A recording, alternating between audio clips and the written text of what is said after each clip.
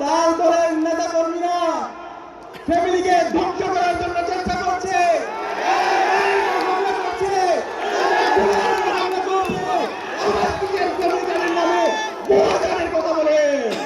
এই family guard হচ্ছে ভুয়া, এই দলের ভুয়া।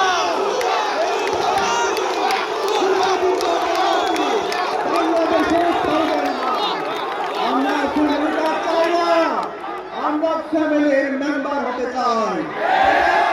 আমাদের আমিরে জামাত আগামী বাংলাদেশের প্রধানমন্ত্রী রাষ্ট্রনায়ক আমাদের সকলের প্রিয় ডাক্তার শফিকুর রহমান গত 16 বছর ধরে তিনি দেখিয়েছেন,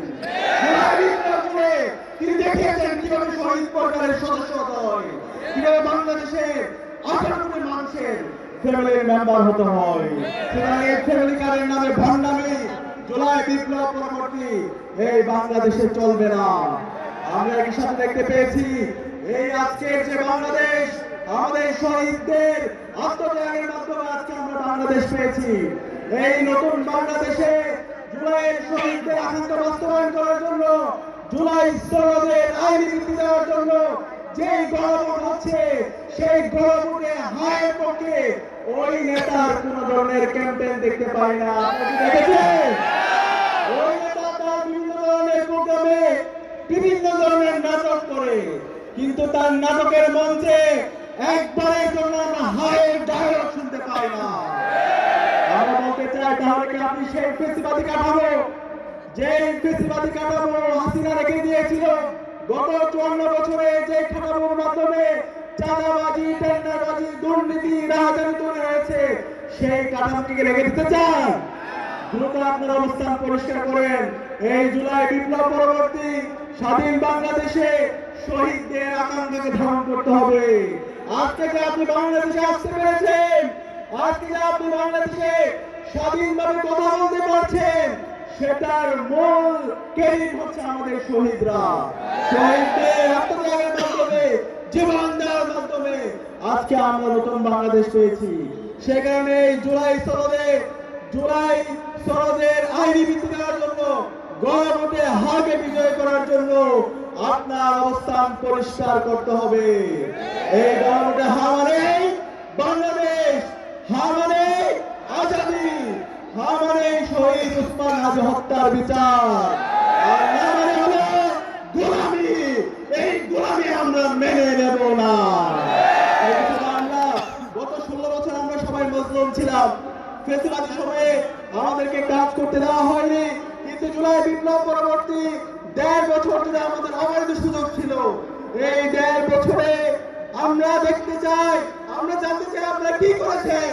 আমরা দেখতে পেয়েছি 500 দিনের হিসাব যদি দেখি, এই 500 দিনে আপনারা সারা দেশব্যাপী চাঁদাবাজি করেছেন, সারা দেশব্যাপী টেন্ডারবাজি করেছেন, সারা দেশব্যাপী সন্ত্রাস করেছেন, সারা দেশব্যাপী দর্শন করেছেন, সারা দেশব্যাপী হত্যা করে নিজেদের অন্তর্ভুক্ত করে ডাবল সেঞ্চুরি করেছেন।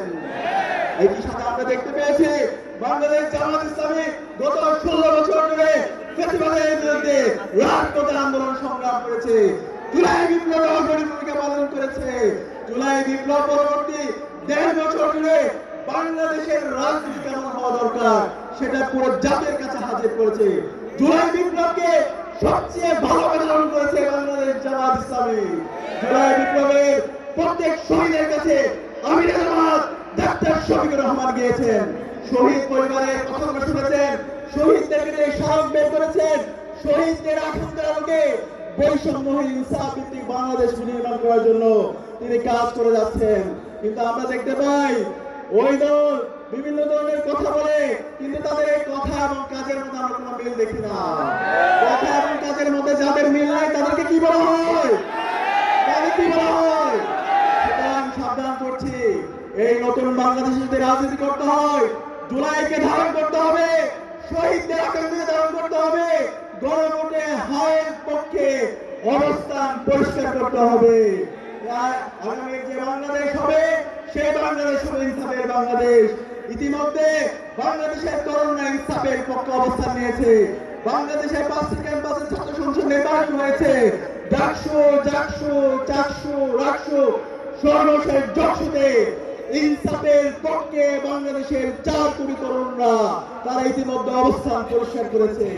আসন্ন 12 ফেব্রুয়ারি যে নির্বাচন, সেই নির্বাচনে ইনসাফের প্রতিনিধি, ঐক্যবদ্ধ বাংলাদেশের প্রতিনিধি, 11 দলীয় জোটের প্রতিনিধিদেরকে বিজয়ী করার জন্য সারা বাংলাদেশের সর্বস্তরের মানুষরা উন্মুখ হয়ে আছে।